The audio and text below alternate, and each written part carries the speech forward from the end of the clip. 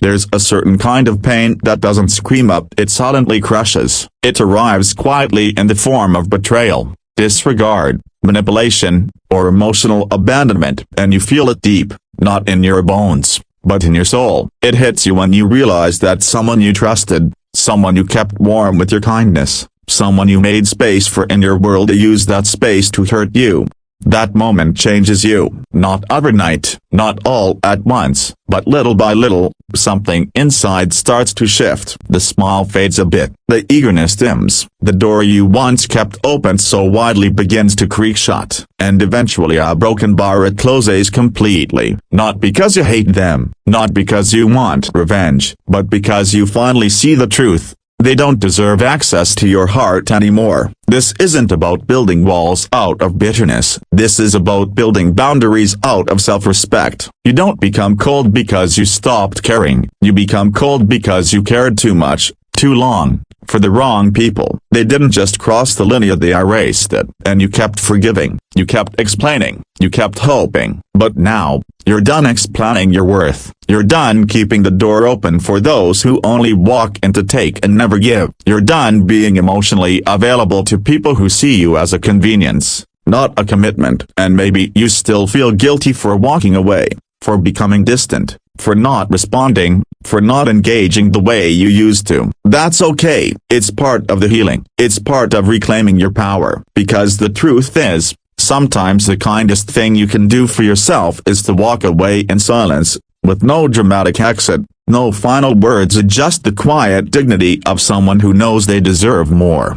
There was a young woman named Raina. She was the kind of person who carried light in her eyes and peace in her voice. She gave easily her time, her affection, her forgiveness. She didn't believe in holding grudges. She believed in giving people second chances, third chances, fourth, even. But the people around her, they didn't value that light. They mistook her grace for weakness. They lied to her, used her, disappeared when they were done taking, and she kept letting them in, thinking if she just loved harder, they'd change. Until one night, she sat alone in her room, drained beyond recognition. She looked at her reflection, eyes tired, heart numb, and she finally whispered a truth she'd been avoiding. I don't even recognize who I become.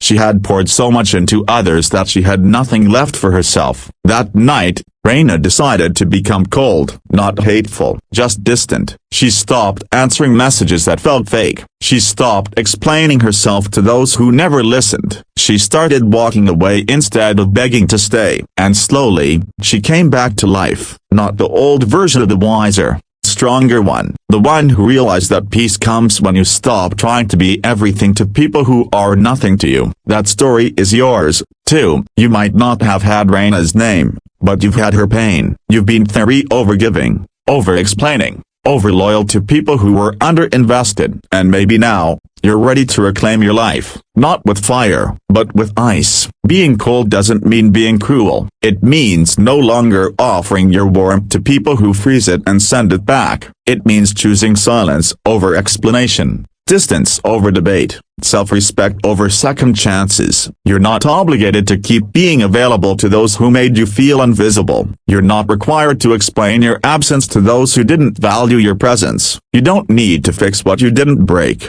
or chase after someone who walked away. You simply choose you, and when you choose you, everything changes. You stop feeling drained. You stop doubting yourself. You stop rehearsing conversations in your head that will never go how you hope. You stop waiting for closure. You stop needing apologies. You stop trying to be enough for people who were never enough for you. You start healing. You start sleeping. You start breathing. You start rising. You begin to detach, not with resentment, but with wisdom. You stop reacting. You start observing. You start preserving your energy instead of bleeding for people who never noticed the wounds they caused. Because here's what no one tells you. Detachment is not the absence of love. It's the presence of boundaries. It's realizing that your emotions are valuable, and not everyone deserves access to them. It's knowing that silence speaks louder than begging someone to care. It's recognizing that the coldness they feel from you now is the result of the fire they kept putting out. And this version of you, the quiet,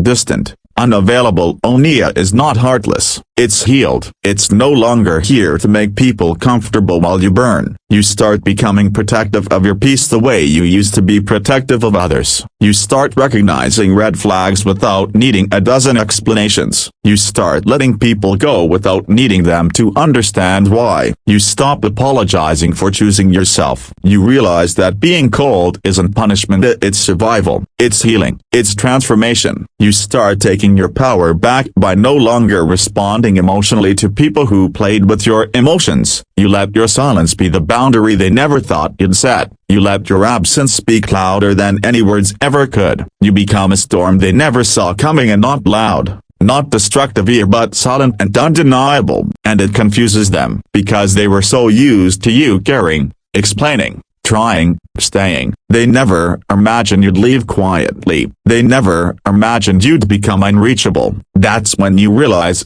the most powerful thing you'll ever do is walk away from people who think you won't. You're not being cold, you're being wise. You're not being unavailable, you're being free. You're not seeking revenge, you're protecting your peace. Because now you understand, you were never the problem. You were just offering too much of yourself to people who were emotionally bankrupt. Now you protect your warmth like a treasure. You don't open up easily. You don't respond immediately. You don't offer chances endlessly. You let people earn access. You let people prove their presence. And if they can't handle the new, evolved, detached you, that's their problem to solve, not yours to fix. Because the old you, the one who chased, explained, cried, begged, hoped, forgave, pleaded, that version doesn't live here anymore. You buried that version the day you realized your soul was suffocating. You let it go with love, with peace, with gratitude. And now, you've become someone new, still kind, still caring, still full of love, but no longer for everyone. Only for those who see your value without trying to exploit it. Only for those who respect your silence as much as your words. Only for those who make you feel safe,